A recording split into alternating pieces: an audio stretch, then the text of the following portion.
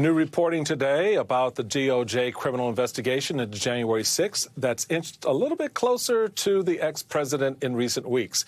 USA Today says Trump's legal team is now in talks with DOJ officials, making what they say is an apparent attempt to use executive privilege to block access to conversations with his former top aides. It could be the first signs of exactly how much he's fearing the possibility of a criminal indictment. Joining us now, national correspondent for Politico and MSNBC contributor Betsy Woodruff Swan, and Harry Litman, former Deputy Assistant Attorney General and a former U.S. Attorney. He's the host of the podcast Talking Feds. Got my L's and my H messed up there. So, Harry, let's begin with you. How does this play out exactly? Does Trump have a chance at protecting these conversations?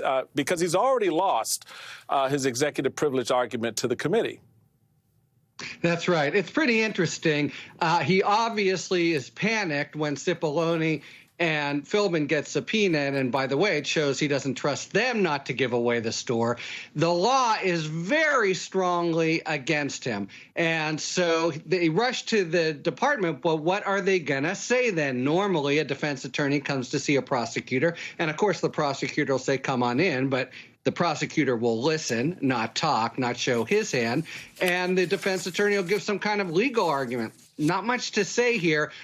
My best guess is they'll say something like, look, we're going to fight you tooth and nail. Trump has the ability to actually intervene in the dispute, and we'll try to delay it out forever. And hey, guess what? If and when it gets to the Supreme Court, it might be a little different story, even though the law right now is against us. So why don't we try to cut a deal and at least allow me to shield some of these conversations, something like that, because he doesn't really have a strong hand to play. So to that point, Betsy, this idea of deal cutting, does it tell us something about Trump's fears about the DOJ probe possibly closing in on him? And could his team, be aware of people flipping, like, for example, Mark Meadows? I don't want to speculate, but what it tells us for sure is that Trump's lawyers are taking this investigation seriously and that they accept the reality that it's no longer just a probe of the people who engaged in violence at the Capitol building on January 6th, but that it's also moving full steam ahead into what we might call the white collar arena, full steam ahead into this investigative work targeting, certainly investigating, certainly looking into people in the president's immediate orbit.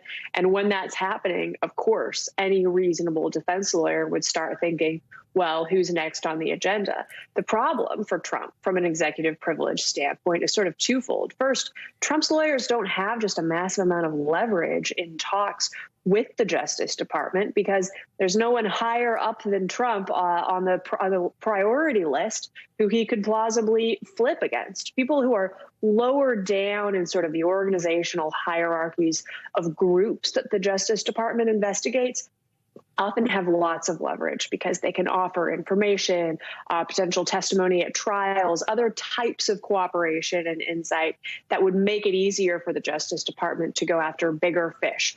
But in Trump's case, it's unlikely that that's a dynamic he's dealing with. Additionally, when it comes to this executive privilege issue, it's a very short conversation because what's a key question is what happens if a former president wants something to be covered by executive privilege, but the current president says it shouldn't be. If you're a very conservative legal mind, if you're a FedSoc panelist type, one of the core things that you believe in is the theory of the unitary executive, that there's only one president at a time, and that former presidents can't override or veto the positions of current presidents.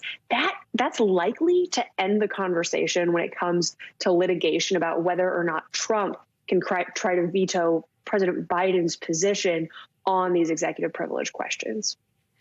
So, Harry, we played a little bit earlier Liz Cheney basically challenging Attorney General Garland that if there's evidence, he needs to prosecute Trump, right? So, like the kids in the backseat of the car, are we there yet? And if we are, how could it get even worse for Trump if, say, someone like Cipollone decides to speak to the grand jury? Yeah. So think about it. And as a former prosecutor, I will speculate. You put Cipollone and Philbin in there, you are going straight at Trump. They are the inner sanctum. They're the ones we already know who said to him, you can't do this. This is unlawful. What did he say in return? Because we know he went ahead and did it. That's going to be some very incriminating information. Now, to Congresswoman Cheney's point, look, I basically agree. It's not so simple as to say, as long as the evidence is there, and by the way, the evidence is there, that ends the matter with a former president. But in this case, he's been so brazen, it's been so toxic, he's been so unrepentant that, yeah, if they take a pass on this, it really does put into question our status as a nation of laws. I agree. I think I was hesitant, as have many people have been, but I've come to the view that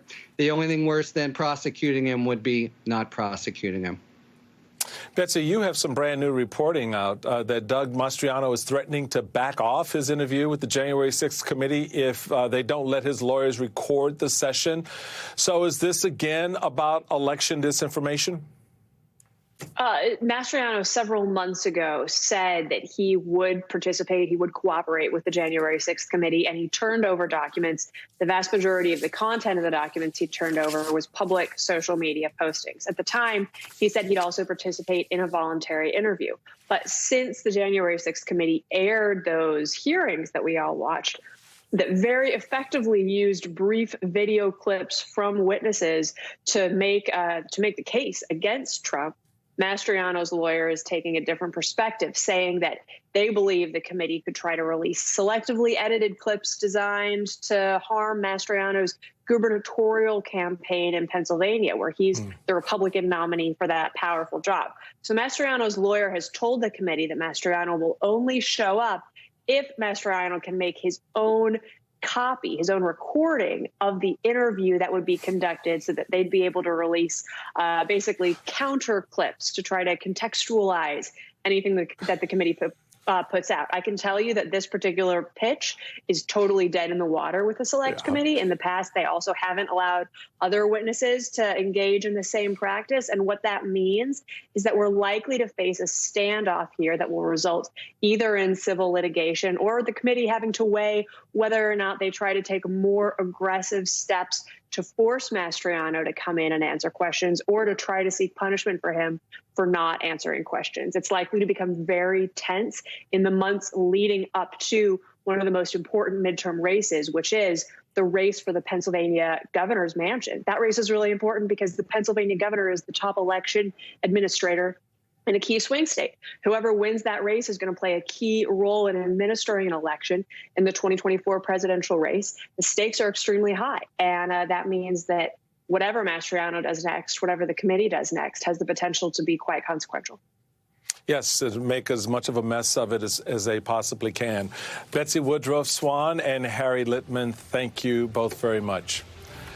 So it's been quite a week for the president and his agenda. How Democrats plan to use this to head into the midterms, we're going to talk about that next.